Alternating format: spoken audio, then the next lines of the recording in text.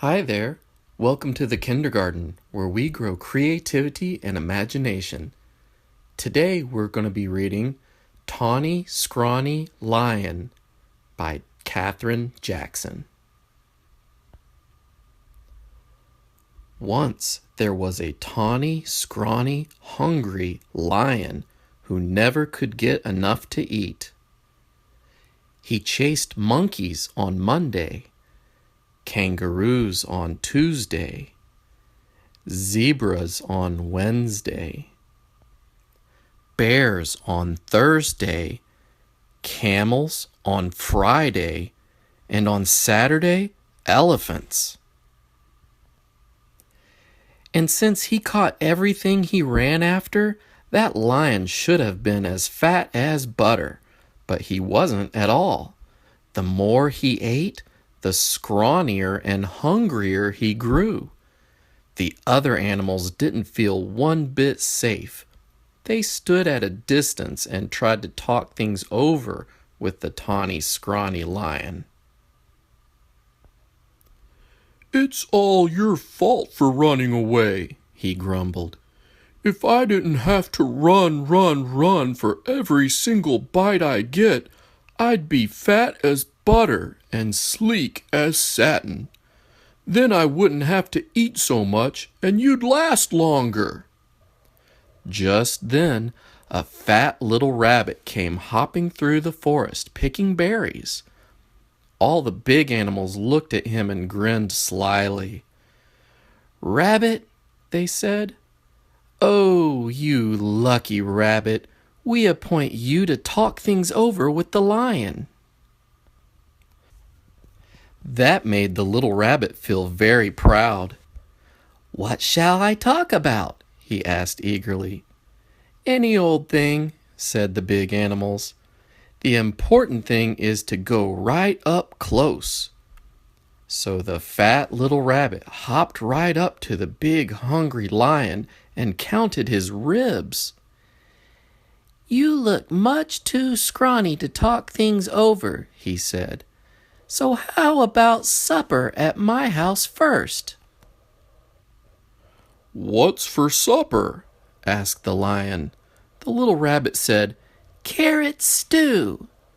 That sounded awful to the lion, but the little rabbit said, "Yes, sir, my 5 fat sisters and my 4 fat brothers are making a delicious carrot stew right now."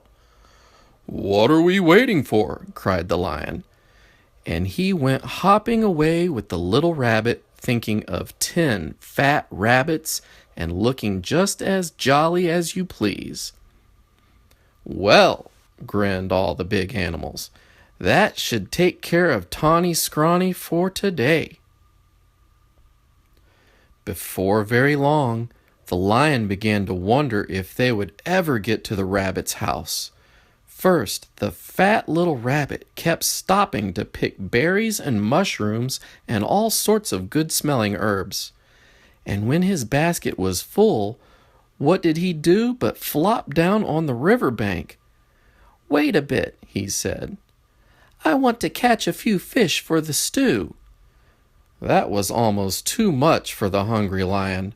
For a moment, he thought he would have to eat that one little rabbit then and there.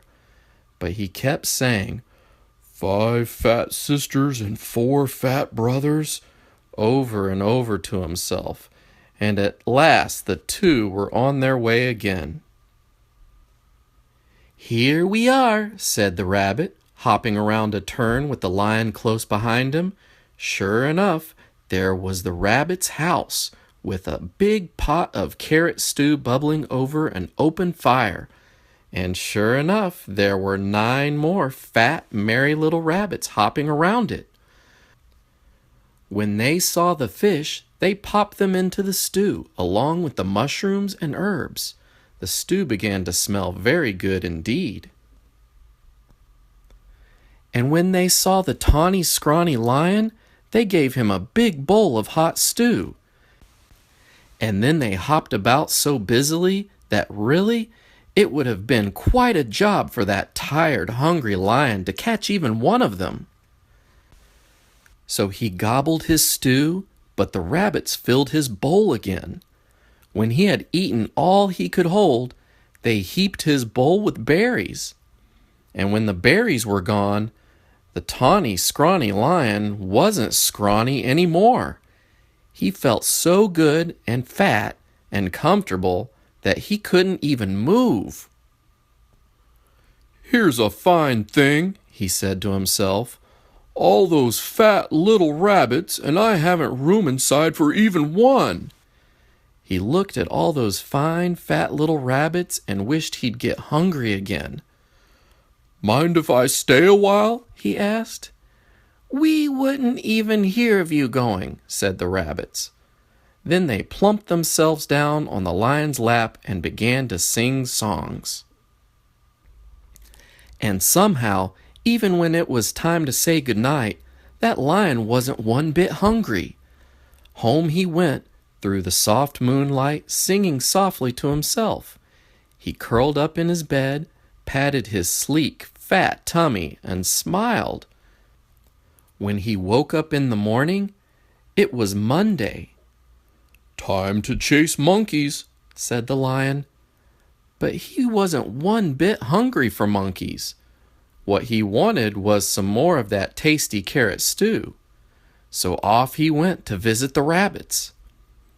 On Tuesday, he didn't want kangaroos. And on Wednesday, he didn't want zebras.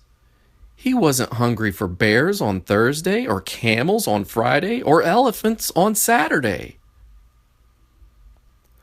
All the big animals were so surprised and happy.